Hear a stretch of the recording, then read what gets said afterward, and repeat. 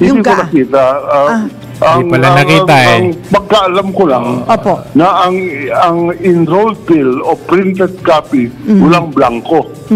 Kasi ang kine-question lang blanco, nandun po yun sa BICAM report. Pero hindi naman po yan umaabot sa Pangulo. Ngayon, pwede kung ba may BICAM assuming na totoo at sa palagay ko to may blanco dun sa BICAM. Hirap magsalita. Report. Lasing ka ba? Nalagyan, napilapan yun bago ma-print. Anong nangyari, paano napilapan yun, hindi ko alam. Huwag nyo kasing ini-interview to pag lasing. Yan po ay hindi po pwedeng tanungin ng Presidente at baka may blanco doon. Hindi tama na pinilapan nyo. Wala po siyang kapangyarihan ganon. Wala po makakapagpilit sa kanila ipaliwanag nila. Wala daw makapagpilit na ipaliwanag ng mga kongreso. Paliwanag? Siguro nga, dapat ipaliwanag nila. Pero walang pwedeng pumilit sa kanila na ipaliwanag. Yan po ay nangyari. Hindi dapat mangyari, ngunit nangyari na. But insofar as the validity of the General Appropriations Act is concerned, wala pong question. Wala daw question. Valid. Mayroong presumption of regularity in the performance of functions at hindi po pwedeng questionin ng Pangulo Marcos. Hindi daw pwedeng questionin kung ano yung nangyari sa BICAM. Yan po ay kapangyarihan at prerogative na magkabilang kapulungan ng Kongreso. Ang nasa kay Pangulong Marcos lang po yung printed copy. At kung ano man yung printed copy, yun po ang masusunod. Kaya wala naman po blanco sa enrolled copy. Kaya valid po yan. At walang karapatan ang Pangulo na tingnan what is behind the printed copy. Hindi po niya pwedeng tanungin, ano ba nangyari dito? He cannot judge that. He has to rely sa printed copy at ang kanyang tungkulin at ang kanyang... Ilang baso ka na ba? Tungkulin ay tingnan lamang doon all the basis of the figures. Hindi po pwedeng for him to look at behind the printed copy. Hindi po pwede yun. Kung ano lang yung pinipresenta sa kanya, either i-approve niya o i-veto niya. Kaya valid po yung 2025. Ini-interview nyo kasing lasing eh. 2005, tagal-tagal na yun. Arroyo pa yun Operations Act. Tama po ang Pangulong Marcos doon. Mali yung si Duterte sa sinasabi niyang nagkaba na mayroong anomalyang nangyari. Ayan lasing siya dyan. Pero nung sober na siya, nung nahimasmasan na siya, ito naman, iba na. Ngayon pinaka-corrupt na. Hindi ka nalasing yan Because it was created by the two chambers and nothing else. Just as a matter of legal proposition, the BICAM action is valid. Okay na siya magsalita ngayon Hindi. Because I would like to put across the message that I think the president has lost control over his budget.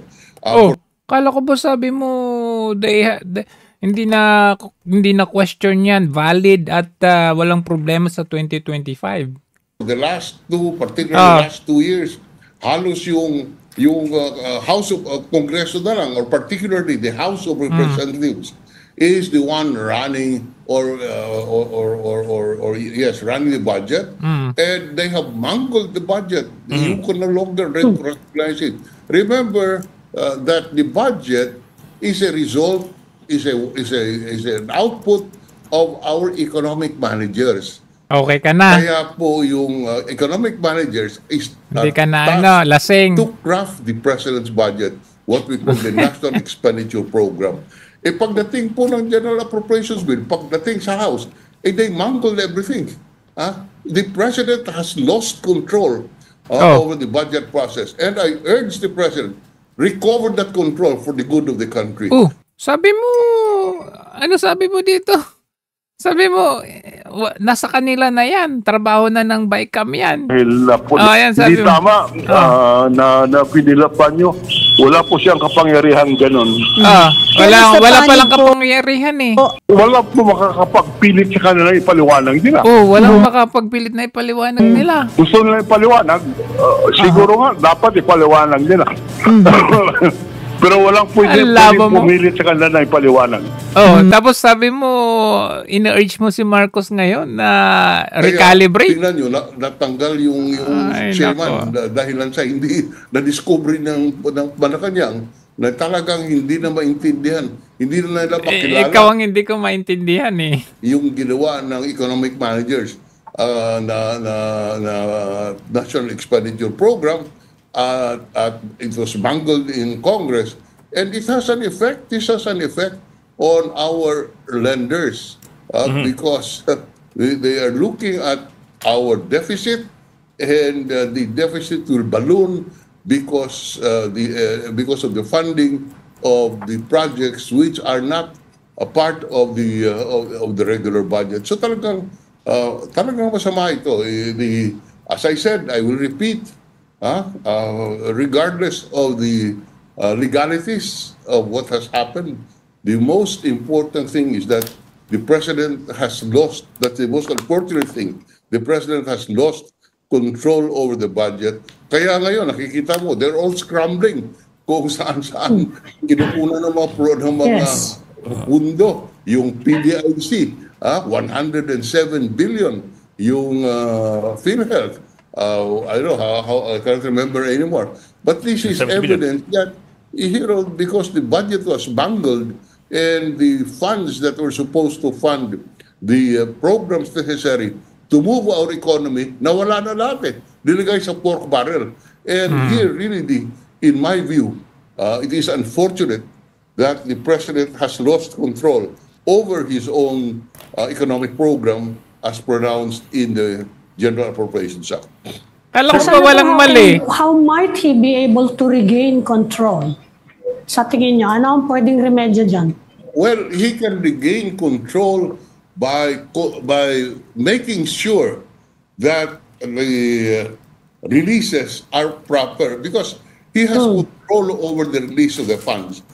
Yes. He can, to the extent it is still possible to, I do not know to what extent the president can again fund the deleted or unfunded regular programs. That's a question of computing how much it will cost. But the president should try to do that, realign.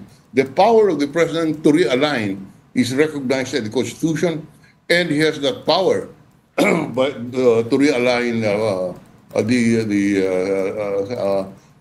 savings from the other items and place it, let's say, in education. He can realign items in the pork barrel budget and put it back to the computerization. He has that power. Just one thing. Alam mo, ayan na. Nung isang araw lang, sabi mo, tama si Marcos, mali si Duterte. Ngayon, anong sabi mo? 4 na taon ako sa Senado. Anong sabi mo? 24 na taon ako tumingin ng national budget. Ito po ang pinakakurap. Talagang binanggol nila yung budget. Pakiulit. Talagang binanggol nila national budget.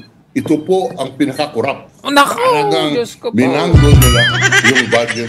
Kaya hindi na nakilala ng executive branch kung ano ang itsura nitong budget. That's bad. Kala ko tama si Duterte. They don't do it again. Sabi mo tama si Marcos, mali si Duterte. Tas ngayon pinakakurap. Ano ka ba? Lasing ka ba nun?